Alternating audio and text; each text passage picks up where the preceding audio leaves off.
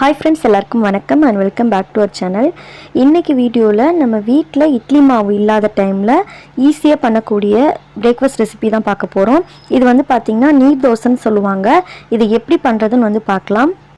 இந்த ரெசிபி பண்ணுறதுக்கு நான் வந்து 1 கப் அளவுக்கு பச்சரிசி எடுத்திருக்கேன். இதை நல்லா வாஷ் பண்ணிவிட்டு ஒரு 4 to 5 hours வந்து ஊற வச்சு எடுத்துக்கோங்க. நான் வந்து ஓவர் நைட் வந்து நல்லா ஊற வச்சுட்டேன். ஸோ இந்த மார்னிங் வந்து ஓப்பன் பண்ணி பார்க்கலாம். நைட்டுக்கு இந்த ரெசிபி நீங்கள் பண்ணுறீங்க அப்படின்னா காலையிலேயே வந்து ஊற வச்சு எடுத்துக்கோங்க. இப்போ வந்து பார்த்திங்கன்னா அரிசி வந்து நல்லா ஊறிடுச்சு. இதை வாஷ் பண்ணிவிட்டு நம்ம வந்து ஒரு மிக்ஸி ஜாருக்கு ட்ரான்ஸ்ஃபர் பண்ணிடலாம். மிக்ஸி ஜாரில் அரிசியை வந்து சேர்த்துட்டு 1 கப் அரிசிக்கு 1/2 கப் அளவுக்கு தேங்காய் ஆட் பண்ணி நம்ம வந்து இதை வந்து அரைச்சி எடுத்துக்கணும். தேங்காய் வந்து இதில் ஆட் பண்ணிட்டோம் அப்படின்னா டேஸ்ட் வந்து நல்லாயிருக்கும். இது ஒரு ஸ்மூத்தான கன்சிஸ்டன்சிக்கு நம்ம வந்து இதை அரைச்சி எடுத்துகிட்டு வந்துடலாம்.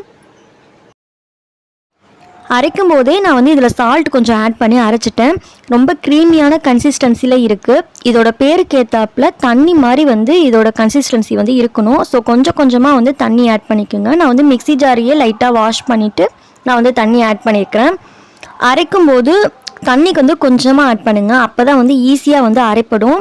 இதில் வந்து தேவையான அளவுக்கு தண்ணியெலாம் ஆட் பண்ணிவிட்டு நம்ம வந்து தோசை வந்து ஊற்றிக்கலாம். ரொம்ப தண்ணியாக இருக்கணும். இந்த அளவுக்கு இருந்தால் கரெக்டாக இருக்கும். இப்போ வந்து நம்ம தோசை ஊற்றலாம். இதுக்கு வந்து ஒரு பேனை வந்து நல்லா ஹீட் பண்ணிக்கோங்க. நல்ல ஹீட்டாக இருக்கணும். ஹீட் பண்ணிவிட்டு இதில் வந்து ஆயில் வந்து ஸ்ப்ரெட் பண்ணிக்கோங்க. ஆயில் இல்லைன்னா நெய் ஆட் பண்ணிக்கோங்க. ஆட் பண்ணிவிட்டு நம்ம வந்து தோசை மாவை வந்து நல்லா கலக்கினதுக்கு பிறகு ஊற்றலாம். இது வந்து நம்ம ரவை தோசைலாம் ஊற்றுறோம் இல்லையா, அந்த மாதிரி தான் வந்து ஊற்றணும். இதில் வந்து ஃபுல்லாக வந்து மாவு ஃபுல்லாக ஸ்ப்ரெட் பண்ணுங்கிற அவசியம் இல்லை.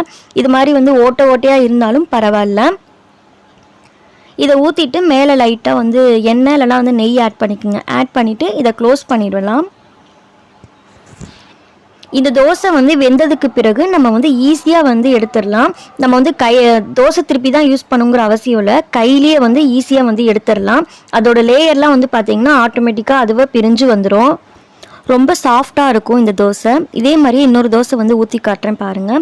இதுக்கு வந்து நீங்கள் ஆயில் வந்து ஸ்ப்ரெட் பண்ணிவிட்டு டேரெக்டாக வந்து நீங்கள் வந்து மாவு வந்து நெக்ஸ்ட் டைம் ஊற்றும் போது கலக்கிட்டே இருங்க. ஏன்னா வந்து மேலே வந்து தண்ணிலாம் இருக்கும், கீழே வந்து அந்த மாவு வந்து தேங்கிடும்.